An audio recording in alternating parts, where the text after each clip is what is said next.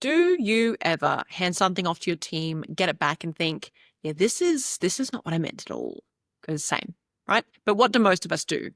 We sigh and we say, all right, thanks. And then we redo it ourselves, which is fine once, maybe twice. But if you keep doing it, that's a systems problem. That is a you problem. Because the truth is, your team doesn't know what winning looks like. And today we're going to fix that. This episode is for the founder who keeps saying, why can't they just use common sense, and secretly believes that they're the only ones who could do things right.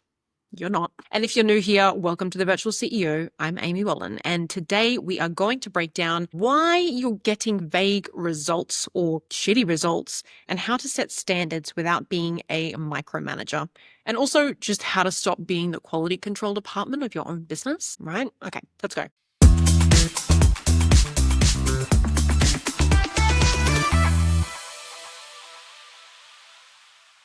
Let's actually start with the phrase common sense. I hate this phrase. I use it, but I hate it.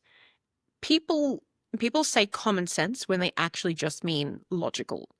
But normally they say things about situations that are not logical, or the other person doesn't have all the context or enough to draw the same logical conclusions that you did. I remember someone telling me to use common sense when I was waitressing as a kid. He said something like, use your common sense. You can't just ask the chef to add on a salad when he's in the middle of plating or whatever the problem was. I don't fucking remember, all right? It was a million years ago. I don't know what the actual problem was. Let's say it was that. My only experience of being in the kitchen was cooking for myself or my family. It was certainly not being in a restaurant. I had no context of how they run. I certainly had no context of how fragile chefs' moods always are. Why the fuck is that? All right. Why would I know that if someone hasn't taught me, right? Especially if I'm full on just learning how the till works and being yelled at by a customer who thought it was just common sense that he would also have a salad with his steak. Just shut the fuck up with your common sense. Take the time to train people. Sorry, I got a bit out of hand. I feel like a chef. Common sense is just like this catch-all phrase that we use to justify not training people. We are not raised in common. Why would our sense be in common? Right? When you're a kid, you don't know that fire is hot unless someone tells you. Or if you're me, you stick your whole hand in it. All right? Some of us weren't great at listening. Some of us have grown out of that, not me. But if something that basic, fire is hot, needs to be taught, why do you think that your niche little system that you made up in your head is something that people should just know? Instead, assume people don't know and either ask or teach. Now they know. And next time you bitch about someone else's common sense, give yourself a little slap, okay? There is no such thing as common sense. Moving along before I start to crack again, bring back those salad PTSD moments. Waitressing is the worst, quietly. Ugh. When your team delivers work that feels like half-baked or just completely off track, it usually comes down to one or two things. You didn't define the finish line. You gave a task, not a target. And listen, I get it. You thought you were clear. You might have said things like, make it good, just send that out, just get it done. But your definition of good is not the same as theirs. Your version of done includes steps that they don't even know exist. And I don't know why I have to say this, but I have to say this. They can't read your mind. And if you've built your whole business on being the smartest person in the room, you've trained them not to try.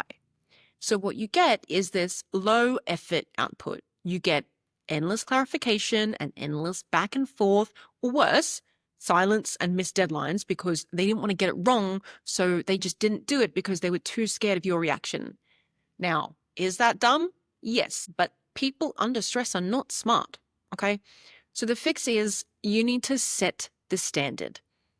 But the question kind of becomes, how do you set the standard without also being a control freak who can't delegate, right? And this is where most founders mess up. They think if I set a standard, I have to write a 30-page SOP and control every little step. No. Just quietly also get them to write the SOP. You don't need to do that. But standards aren't about micromanaging. They're about being clear on what success looks like. Okay, so here's how you do it. First step, you define done. Right? What does the finished product look like? What's included? What's not included? If it's a client report, is it branded? Does it need to be proofread? Does it need to be delivered on time? If it's a sales follow-up, is it in your tone? Does it have certain links? Is it tracked in the CRM? I don't know how it works. Number 2, you explain the context. Tell them why it matters. Tell them what's at stake. Who is going to see this? How is this going to be used? Because this helps them to make decisions when things aren't black and white, okay? Third, give them examples. Show them a few options of this is what great looks like, this is what it looks like, and this is what, yeah, absolutely not version looks like. It's faster than any checklist. Number 4, empower decisions. Don't just say, ask me if you're unsure. Say, if you are stuck, here's how I want you to think about it. That way you're teaching judgment, not just compliance. Step 5, create a feedback loop. Okay, don't just ghost your team. Don't fix it in silence. Debrief them. Tell them what worked and tell them what they missed so that next time it's better. And this is not about being picky. It's about making this repeatable. Because when you don't set standards, one of two things happens. First one is you become the bottleneck because everything has to go through you for approval or rework or final polishing, and your brand starts to wobble, right? Because everyone's operating on a different definition of quality, tone, timing, care. Both of those outcomes are exhausting, okay? If things break or if it's all completely reliant on you. And the thing is, it's totally avoidable, right? If you want consistency, you have to create alignment. And alignment doesn't come from hiring the most experienced person that you can find. It comes from leadership. And here's the thing, here's something I learned the hard way, is that if you don't define it, you can't delegate it. And if you don't delegate it, you won't grow.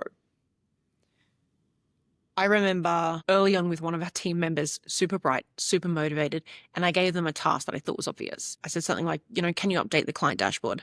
Now, in my head, that meant check for broken links, make sure the branding matches, update the last 3 months of data, re-upload the recording, and what did I get back, right?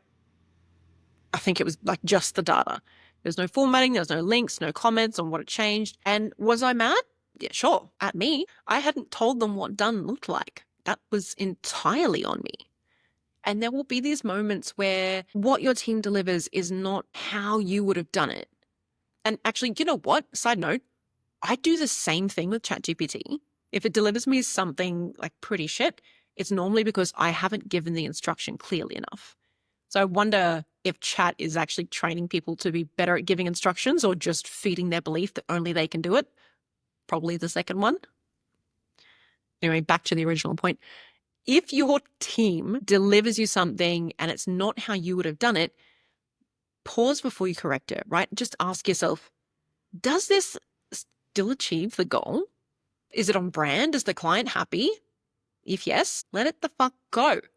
Because your job isn't to make exact clones of yourself, it's to create results. And if you always override their approach, you're teaching them to stop trying. And just quite frankly, it kills momentum. Sometimes your team, they need to be able to make the call, take the shot, hit send, whatever it is, and kind of fuck it up. All right? Yes, they'll screw up, but you want them to screw up small things early, not big things later.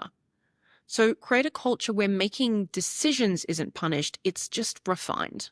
Okay? One of my favorite things to do is run a post-mortem or an after-action review with my team, especially when we're working on really big projects. And not just when something breaks, but also when something works. We say, what worked? Why did it work? What can we do to repeat that? So then it's not just about catching mistakes, it's about reinforcing success and learning how to do things better to get better results, not just being this is shit, this is shit, this is shit. Your team wants to do great work, but they're not mind readers. You are not broken because your team asks too many questions, and you are not cursed with low initiative people. You just haven't told them what winning looks like.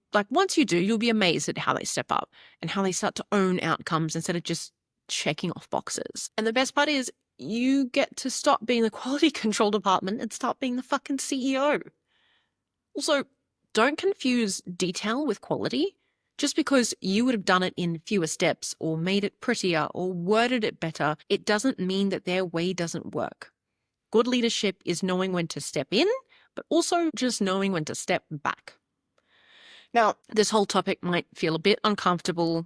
Growth is, congratulations, because it requires you to admit that, maybe, just maybe, your team isn't underperforming. Maybe they've just never had a clear standard to perform to.